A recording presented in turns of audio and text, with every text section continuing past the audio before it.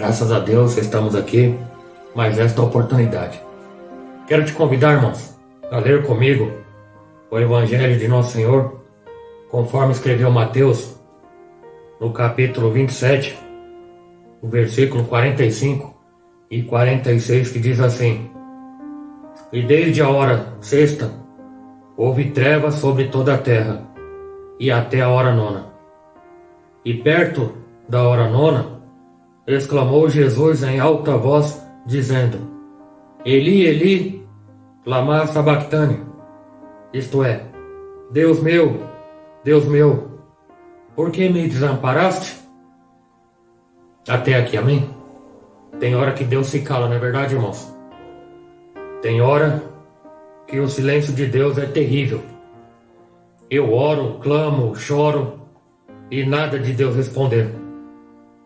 E com base, irmãos, nessas questões, vamos refletir hoje, nesta mensagem, baseada nesta palavra. Quando Deus se cala, é porque Ele está trabalhando em nosso favor. Quando Deus se cala, Ele tem o objetivo de provar o nosso caráter. Quando Deus se cala, é porque não estamos ouvindo a sua voz. Na maioria das vezes, Ele tem o objetivo de provar o nosso caráter. É verdade, irmãos. Quando Deus se cala, Ele quer provar o nível do nosso caráter e da nossa fidelidade. Você tem ouvido a voz de Deus? Mas você saiba que Ele está ouvindo a sua voz. Deus, Ele tem procurado pessoas que querem viver o nível de fidelidade com Ele. Por exemplo, Sansão. Sansão não teve firmeza de fidelidade com Deus, embora fosse chamado e escolhido por Deus. Talvez, em algumas circunstâncias da vida, você é igual ao povo de Israel, que estava no deserto. O que eu quero dizer com isso? Pare de murmurar. O Senhor está à procura de pessoas fiéis. E por que é que Deus fica quieto quando mais clamamos por Ele? Que dúvida terrível! Você já ouviu alguém fazer essa pergunta? Ou talvez você fez essa pergunta? Claro que sim. Você consegue se lembrar quantas vezes você fez essa pergunta essa semana? Sentir-se abandonado traz um calafrio na alma, provoca insegurança. O que dizer da mãe aflita, orando e jejuando, clamando pelo filho desviado, e nenhuma resposta vem da parte de Deus? O que dizer do profeta que matou 850 falsos profetas? Aquele mesmo profeta com poder e autoridade no nome de Jesus, que disse: segundo a minha palavra não vai chover. Agora lá dentro de uma caverna, esperando um carinho de Deus, esperando um mimo de Deus, esperando Deus dos milagres num barulho de um trovão, e de repente nada, um silêncio. Vem o vento que derruba, vem um furacão e nada, silêncio total. Aí vem a brisa simples e suave, que quase balança os cabelos dele, caídos sobre os olhos, e não move nem sequer a poeira. Mas é daí que vem a resposta. O que dizer do Senhor Jesus na cruz? Seus nervos se contraindo, seus olhos cobertos pelo sangue que descia pela ponta dos espinhos, o tétano correndo nas suas veias, a falta de ar devida ao peso do corpo pendurado no madeiro. O que dizer de Jesus nesse momento? Onde está o Pai? Onde está Deus? Porventura subiu nas asas de um querubim e voou nas asas do vento, como fez em favor de Davi? Não. Veio pela brisa na caverna? Também não. O que aconteceu mesmo? Ele virou as costas, não foi? Sim. Quem sabe virou as costas e tapou os ouvidos. Porque ele não amava Jesus? Porque não amava o seu filho? Não tinha poder para libertá-lo? Sabemos que ele amava Jesus. e que também tinha poder para livrá-lo. E por que não o fez? Por que não livrou o seu próprio filho? Na Bíblia Sagrada, irmão, nós encontramos vários exemplos de silêncio. A história de José do Egito, por exemplo. A história de Moisés. A história de Abraão, de Sara e do próprio Jesus. Deus, ele se calou diante do sofrimento do seu filho Jesus. Jesus é conduzido pelos líderes religiosos de Israel para ser julgado pelo governador Pilatos, que era o representante máximo do poder romano de ocupação em Jerusalém. Foi levado. Uma farsa. Conforme Mateus, Jesus está sendo julgado pelos sumos sacerdotes, pois eles já haviam decidido dentro dele, entre eles, a morte do Senhor. E quanto a Pilatos? Será ele como Mateus? Como Mateus o apresenta a nós? Outros documentos nos informam que foi um governador sanguinário e sem escrúpulos. A cena toda é como se fosse um jogo de cartas marcadas. E os personagens envolvidos terão consciência exata do que estão fazendo e decidindo. Pilatos parece não se convencer com as acusações que fazem ao Senhor Jesus.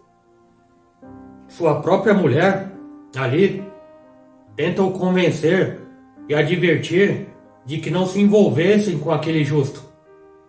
Entretanto, a pressão dos líderes de Israel e do próprio povo, instigado pelos líderes, não os deixam em paz. Pilatos aparece como um homem que procura preservar o seu poder e o seu prestígio. Por isso que ele decidiu fazer a vontade do povo. Não tem qualquer preocupação com o direito e com a justiça. Não tão diferente quanto muitos nos dias de hoje. O que lhe importa é que este Jesus, que acusam ser de rei dos judeus, seja punido.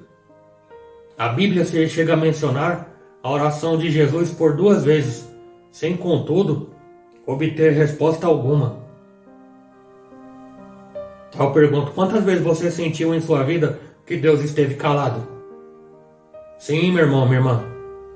Há momentos em que Deus se cala. Há momentos em que Deus permanece em silêncio.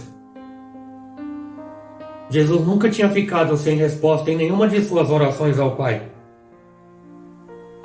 Mas sempre há uma primeira vez, como dizem, né? Mas diante desta posição e petição de seu filho, Deus permaneceu imóvel. Nenhuma palavra ecoou do céu a favor do seu filho amado.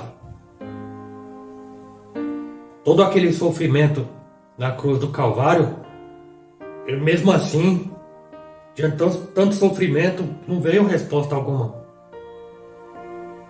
No momento de devaneio, ele mesmo clama. Por quem mesmo? Por João? Não. Pelos anjos? Não. Pela mãe? Também não. Ele clama pelo Pai. Aquele que junto com ele transformaram-se em um. E a pergunta continua. Onde está o Pai nessa hora? O que aconteceu? Ele me abandonou por acaso? Sabemos que ele amava Jesus e que também tinha poder para livrá-lo. E por que não livrou? Deus, irmãos, não ousou nem olhar para Jesus naquela hora, porque se olhasse, ele destruiria a terra, destruiria os homens e encararia seu filho na cruz. E o resultado? Não seríamos salvos. Estaríamos eternamente condenados. Deus calou-se porque o sangue de Cristo ficasse mais alto, por isso que ele se calou. E agora este sangue ecoa por toda a eternidade. Deus se cala, irmãos, e não responde, para não tirar a nossa bênção, faz parte do projeto do Senhor, faz parte do sonho dele. E ele fica em silêncio para que nós falemos com ele, para que nós oremos, para que nós clamemos a ele. E enquanto isso, ele está olhando, ele está cuidando, ele está guardando. Mesmo um jota e um tio que você diga que fale em oração.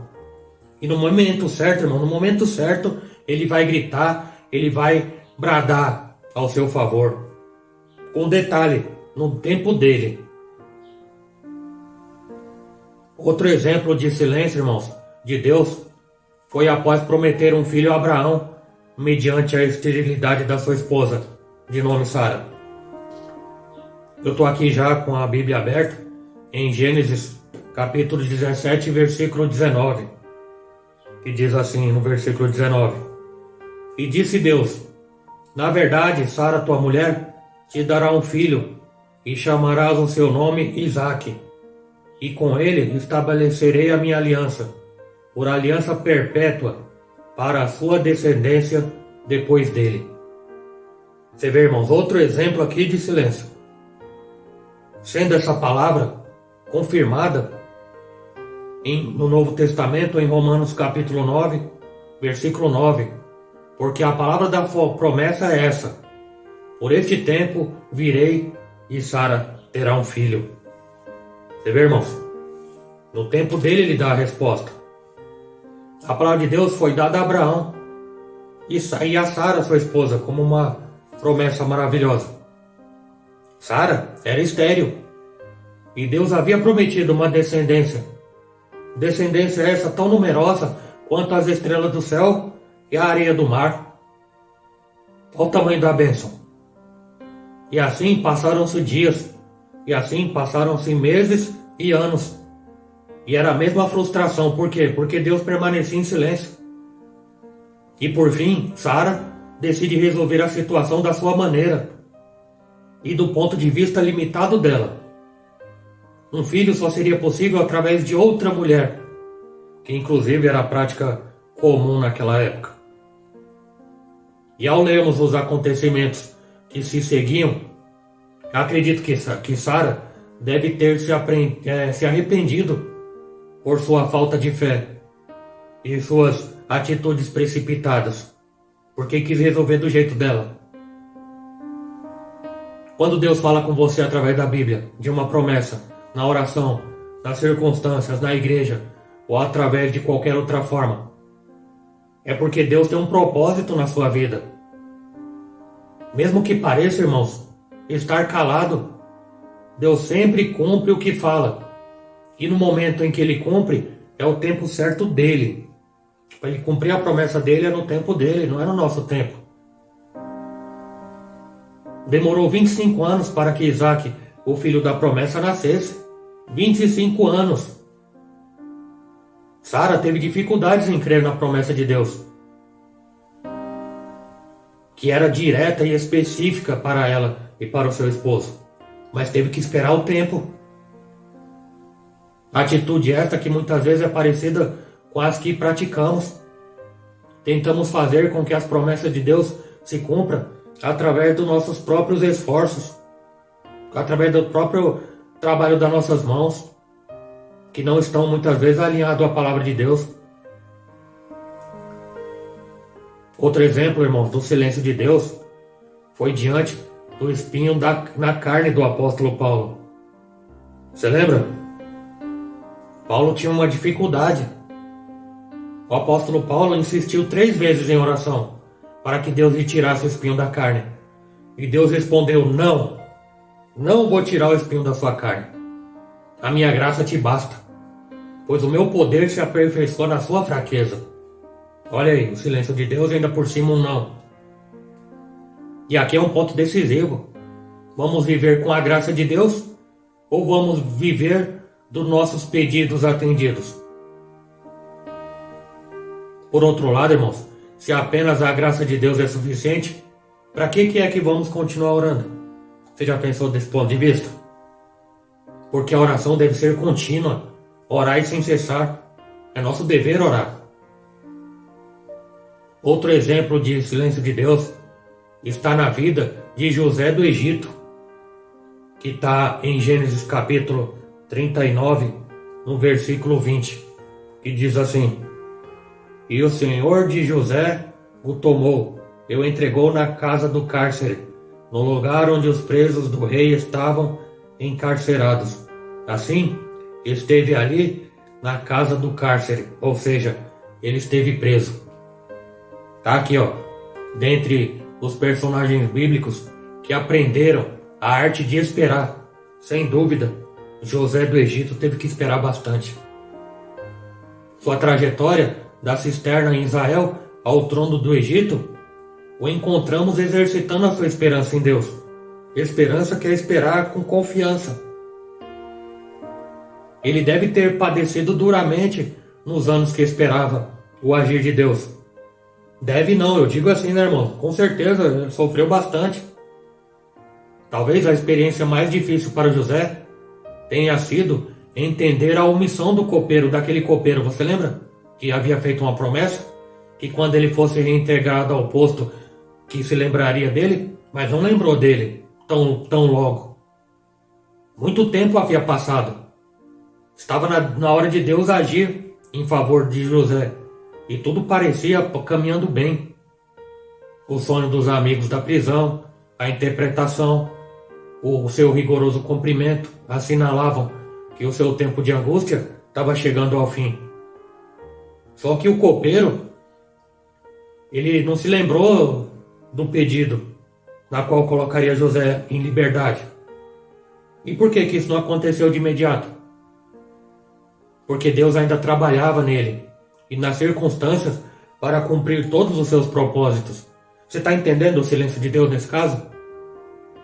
Não havia ainda terminado o tempo de espera de José. Meus irmãos, vou te dizer uma coisa. Mesmo que Deus não te responda, Ele está nos ouvindo. Ele está nos conduzindo para mais perto dele. Se orarmos, se confiarmos, se crermos nas promessas de Deus, mas o silêncio dele muitas vezes permanece e nada podemos fazer a não ser obedecer e esperar. O primeiro passo da oração é já ter a consciência de que Ele sabe o que faz e no tempo dele que é bom. Dentre todas as manifestações humanas, o silêncio continua sendo a de que, de maneira muito pura, sem ruído, sem palavra, de nosso inconsciente próprio, ou seja, o silêncio de alguém pode nos levar a uma reflexão, principalmente se esse silêncio vier da parte de Deus. Em Mateus 27:12 nos diz que enquanto Jesus era acusado de coisas que ele não havia feito, o Senhor nada respondeu. Ele não abriu a boca, conforme o profeta Isaías diz. O silêncio de Deus era uma forma dele fazer o seu povo refletir sobre a sua ingratidão diante de tudo que o Senhor havia feito por eles. E para que serve o silêncio? Você já perguntou? Segundo a psicologia, irmãos, o silêncio é a melhor forma de repreender uma criança mimada, sabia? Porque quando uma criança começa a fazer birras ou exigir certos mimos, a melhor maneira de tratar essa criança é ignorá-la. É igual as crianças grandes de hoje em dia, ignora que é melhor. Deus estava tratando através de seu silêncio das birras e dos mimos do seu povo. O silêncio também é um sinal de respeito, já que geralmente nos calamos, muitas vezes, ou geralmente em velórios, audiências públicas, cultos religiosos, concertos musicais, vestibulares, tem que ter silêncio. Ou diante de uma execução do hino nacional também. O silêncio, nesse caso, é um sinal de respeito e sintonia espiritual. O silêncio. O silêncio também, irmão, pode ser uma forma de alguém se preparar para alguma ação extraordinária.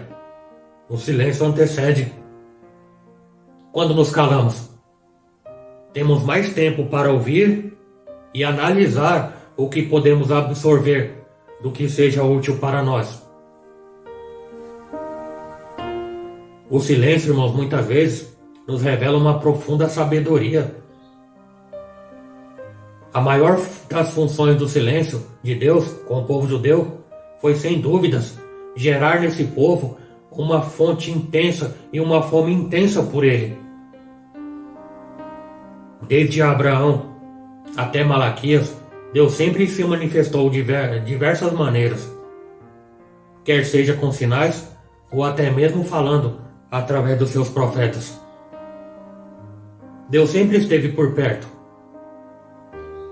E ainda assim, o povo sempre contrariava ou duvidava da sua vontade, que é boa, perfeita e agradável.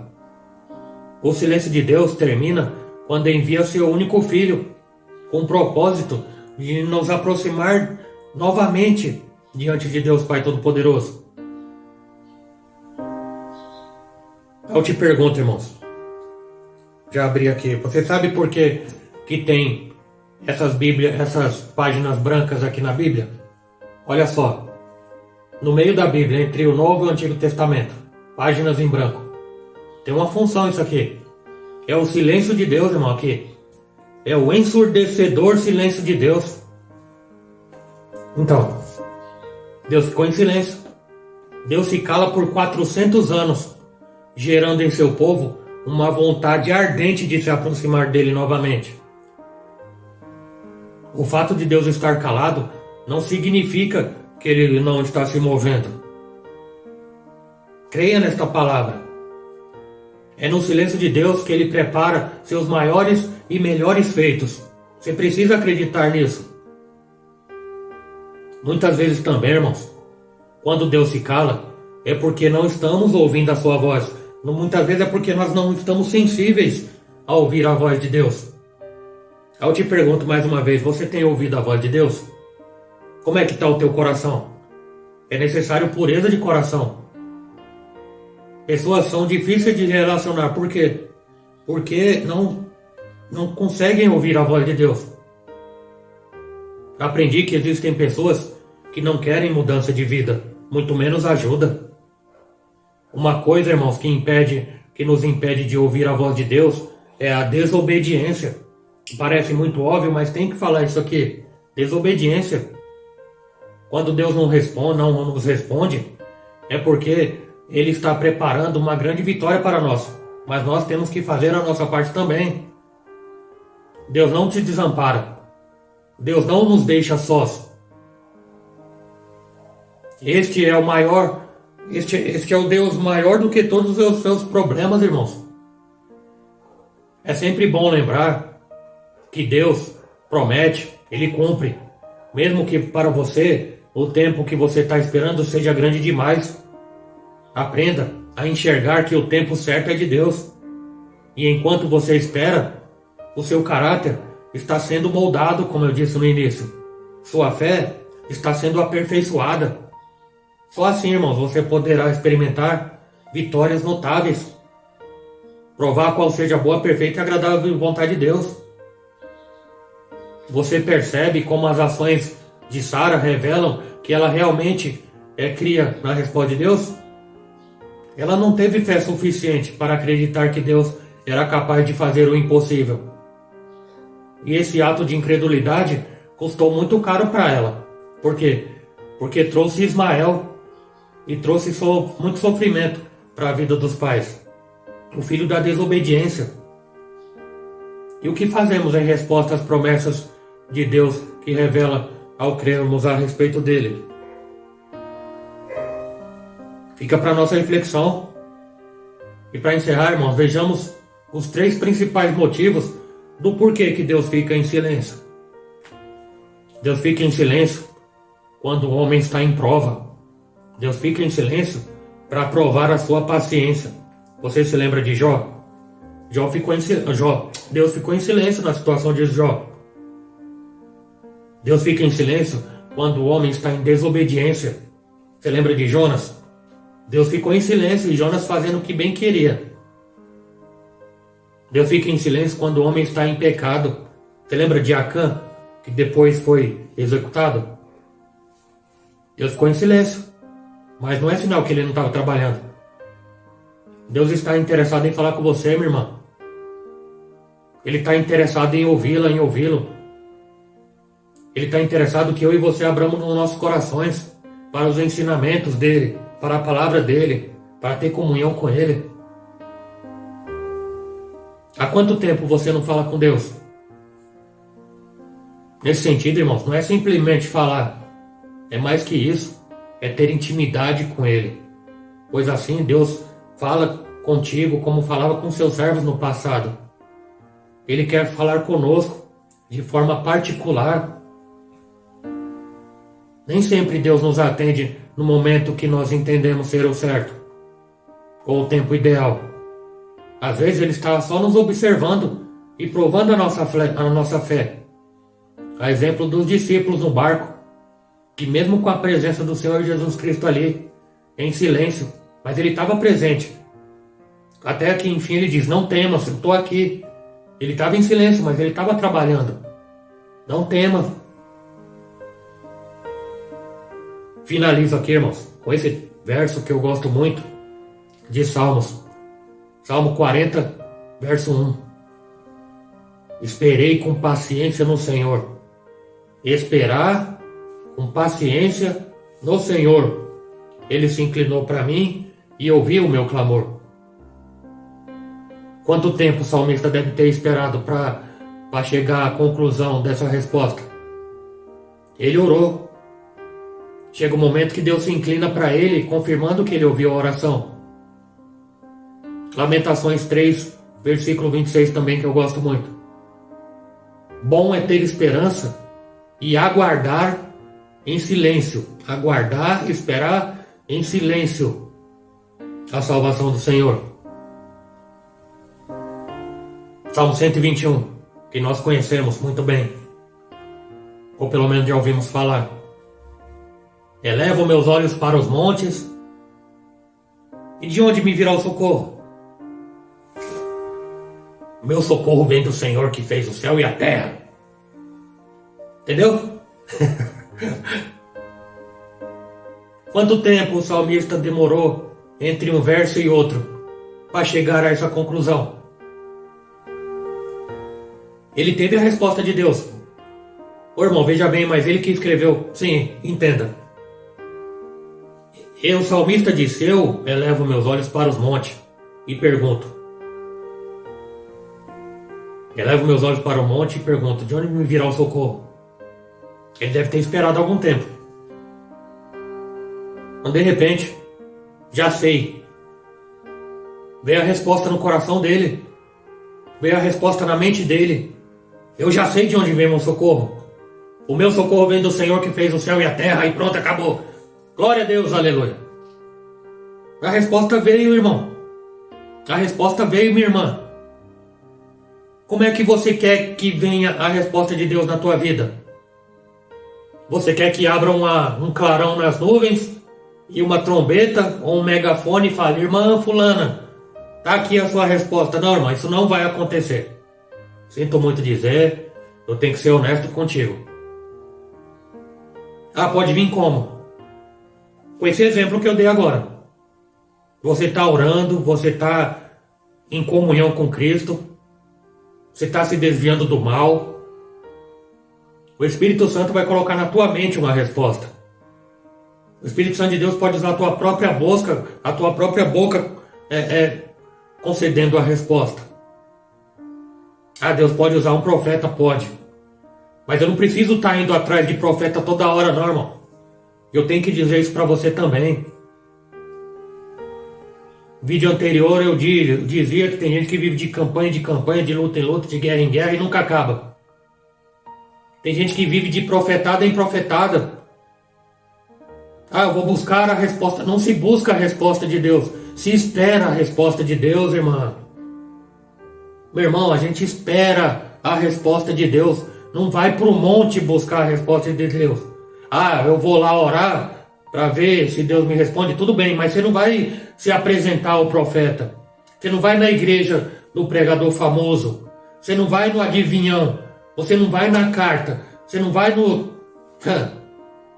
Eu ia falar, mas não vou falar não. Tantas coisas que tem por aí, irmãos, que as pessoas estão se deixando enganar. Porque ela quer uma resposta. Eu quero desesperadamente de uma resposta de Deus, porque Deus não pode ficar calado ao meu respeito. Quem sou eu, irmão, para querer dar ordem em Deus? Quem somos nós para... Ó Deus, eu quero uma resposta agora. O Senhor é meu pastor, não pode me faltar nada, inclusive a resposta. Não é assim não que funciona não, irmãos. Por quê? Eclesiastes 3. Há um tempo determinado para todas as coisas. No tempo certo ele vai dar a resposta. Deus usa várias formas de dar a resposta. Pode usar uma jumenta. Pode usar pode usar eu aqui, no caso. Um simples pecador, comedor de arroz e feijão com ovo e pimenta. Ele pode usar, irmão. Qualquer um pode usar uma criança, pode usar um embriagado na rua, que já aconteceu comigo. Pode usar um louco. Uma vez Deus usou um louco para falar comigo, irmão. Louco, eu sabia que ele era louco. Mas o que ele disse eu sabia que era da parte de Deus. Eu precisei ter fé para acreditar nisso. E Deus me deu uma resposta através de um louco. Louco, tô falando louco mesmo, doidão. Deus me deu uma resposta através disso. A resposta já veio para minha vida através de sonho.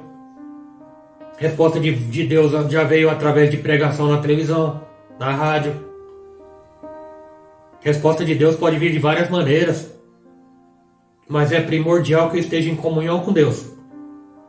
Para que meu coração se arda em chamas, na certeza da fé de que é Deus falando comigo.